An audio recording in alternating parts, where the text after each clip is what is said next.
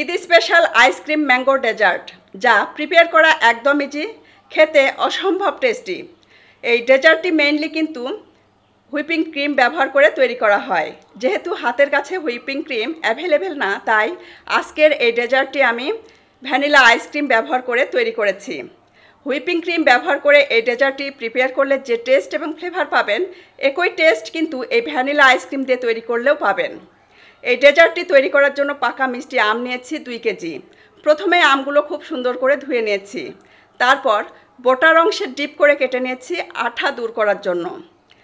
এখন ছোট টুকরো করে আমগুলো আমি কেটে নিচ্ছি।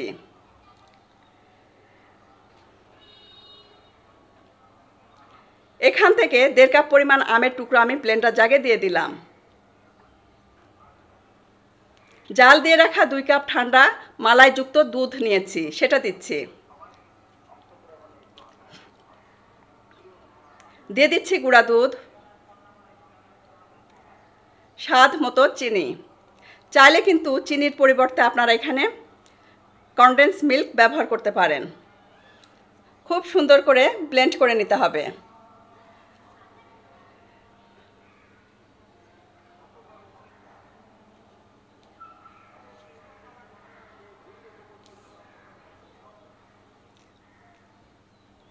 এটা আমার ব্লেন্ড করা হয়ে গেছে।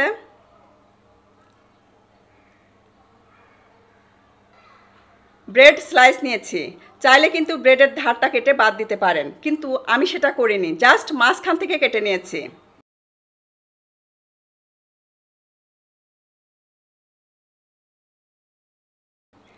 আম দুধের মিশ্রণটা ঢেলে নিচ্ছি। স্লাইসগুলো ডিপ করে সার্ভিং বাটিতে এটাকে সেট করে নিতে হবে।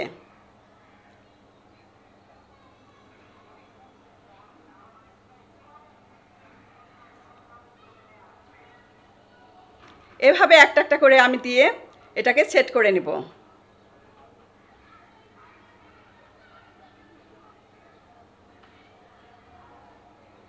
পুরোটাই কভার করে দিব।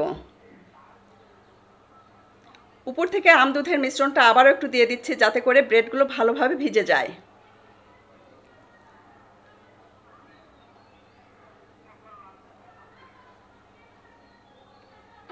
আমের টুকরোগুলো দিয়ে দিচ্ছি।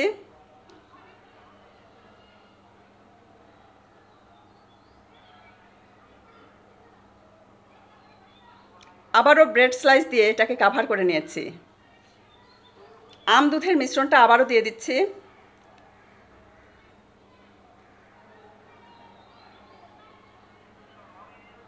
আমের স্লাইসগুলো দিয়ে দিচ্ছি এবং ব্রেড স্লাইস দিয়ে আবারও এটাকে আমি কভার করে দিব।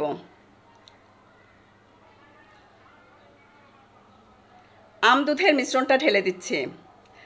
আজকের এই ডেজার্টটি কিন্তু আমি ব্রেডের 3টা লেয়ার তৈরি করেছি। চাইলে আপনারা ব্রেডের 2টা লেয়ারেও কিন্তু ডেজার্টটি প্রিপেয়ার করতে পারেন। উপর থেকে ভ্যানিলা আইসক্রিম আধা লিটার দিয়ে দিব এবং পাকা মিষ্টি আম দিয়ে এটাকে সার্ভ করেছি। এখন এটাকে আধা ঘন্টার জন্য ডিপ ফ্রিজে রেখে সার্ভ করতে পারেন। আর যারা ঈদের আগের দিন তৈরি করবেন, তারা নর্মাল ফ্রিজে রেখে দিবেন এবং ঈদের দিন এটাকে সার্ভ করবেন।